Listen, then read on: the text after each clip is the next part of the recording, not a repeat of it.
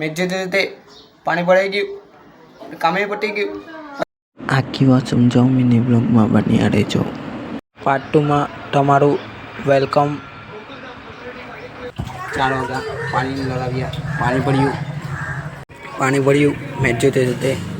પંજાબ કેમ મેચ જોતે જોતે પાણી ભરાઈ ગયું, કામે પતી ગયું. પંજાબનો ડાય આવી ગયો. ડેલામાં જાઉં છું રમવા નાના છોકરા પૈકી. મેં કાચમાં જોઈ લીધું પછી ગયો રમવા.